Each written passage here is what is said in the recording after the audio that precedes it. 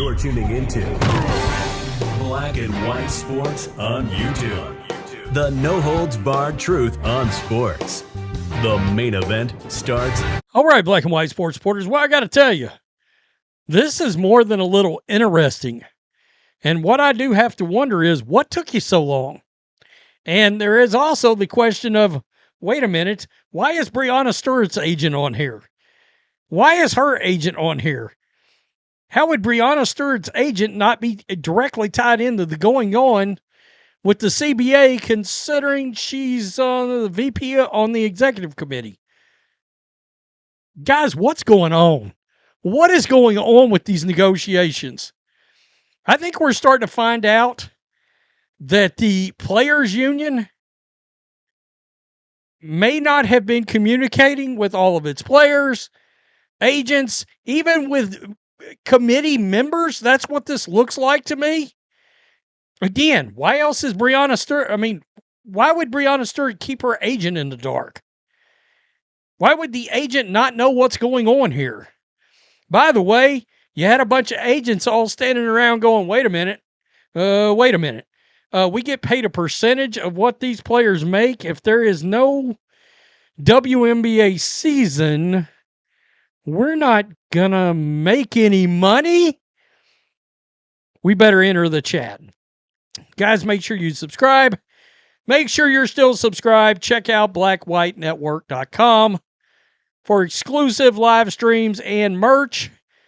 A slew of prominent WNBA player agents sent a letter over on Thursday to WNBPA Executive Director Terry Carmichael Jackson, expressing, quote, our collective preference for transparency and coordinated communication with agents moving forward in CBA negotiations. What exactly has been going on here? How long are we into this process now? Okay. Guys, I got to be honest. I'm starting to be more than a little confused as to what the hell is going on here. And it sounds like the players also don't know what's going on. Has the full message been communicated? If I was to survey 50 players right now, one-on-one, and ask them, have you specifically been sat down and explained the blah, blah, blah, blah, blah, what would the answer be? Have you had all your questions answered from the blah, blah, blah? I would love to know, because I'm willing to bet you would be shocked how many players actually would be like, yeah, communication's blown. This sucks. We don't know what's going on. Per Alexa Philippou of ESPN, who did this? Robin Lundberg? Yeah. Of ESPN, close to a dozen agents sent a letter to WNBPA Executive Director Terry Carmichael Jackson, calling for transparency amid CBA talks. By the way, Caitlin Clark's agent was one of them. Asia Wilson, Paige Bueckers, Breanna Stewart, I still don't understand. Angel Reese. By the way, you look at this players list. I just talked about this in my earlier video about how it's the old WNBA heads that are messing this all up because they're getting to the twilight of their career and they're like, oh shit, we hadn't made any money. So we're going to try to stick it to the league. That's not working out. We've already found out there is now a fracture amongst the players in whether or not they should strike or sign a deal. The letter cited, quote, unprecedented level of unity amongst agents and pointed to shared information being best for all parties involved. This revelation can be taken as significant on several fronts. First, in making the case for coordinated communication, the implication from the agents is that it has been missing to this point, that there hasn't been coordinated communication. Agents work for players, so it isn't a reach to assume that messaging could be coming as a way for some members of the union to have their voices heard as a sign that not everyone is on the same page as the WNBPA leadership. And that comes on the heels of a report from Andy Constable of Front Office Sports that outlined a divide from players on the idea of a strike. Then there are the stakes, considering agents get paid on commissions. Oh, yeah, they're like, what? Negotiate brand deals for clients that may be hindered by a work stoppage.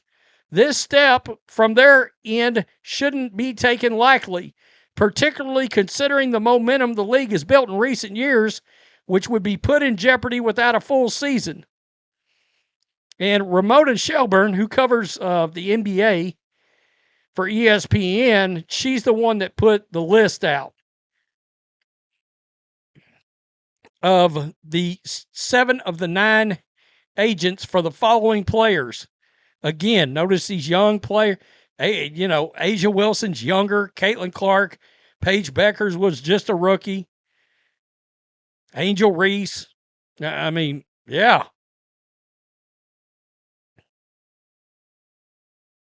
The biggest sticking point for players in negotiations has been how revenue share is determined. However, the involvement of agents is a telling indicator that passing on the deal on the table in favor of a strike isn't a benefit to the players. So the agents, that's their way of saying, better not pass on this deal. You better not pass on this deal at all.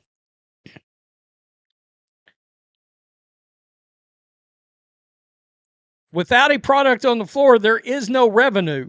Something Breanna Stewart addressed on her Mind the Game podcast. Quote, and that's the thing I've been telling them, is now we're part of a revenue share model. You miss games, it's less money.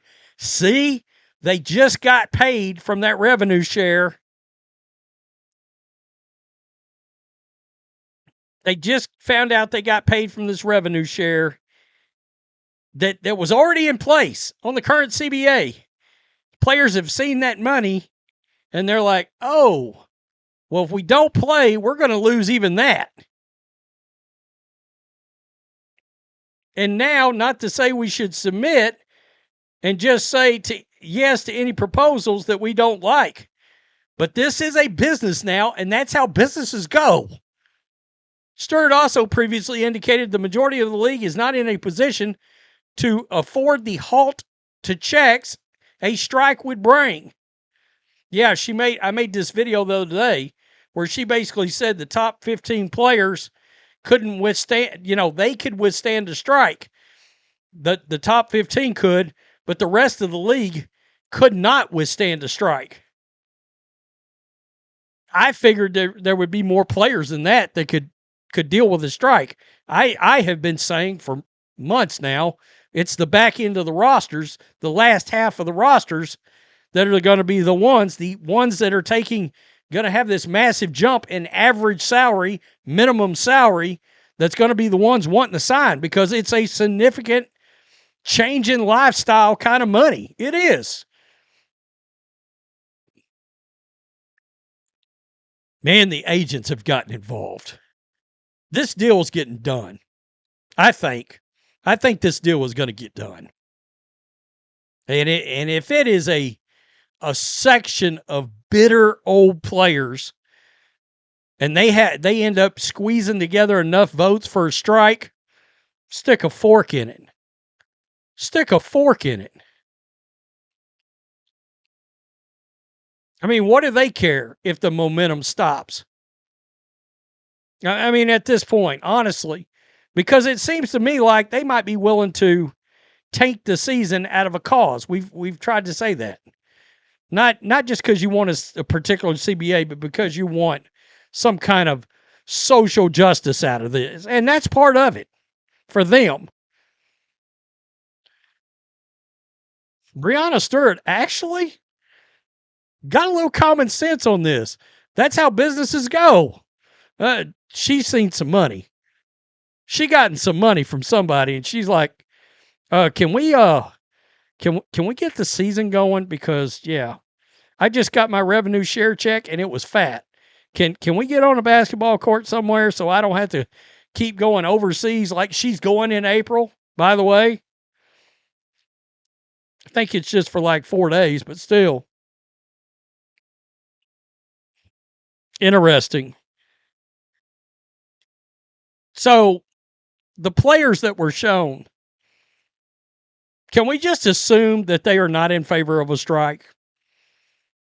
If we know the agents aren't in favor, then those players, look, those players are talking to their agents.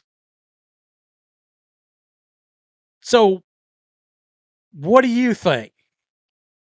You know, they don't want to strike, they want to play.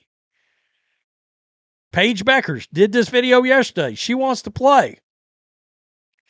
And Caitlin Clark has been very vocal about wanting to play. Tell me what you think. This is interesting. Peace. I'm out.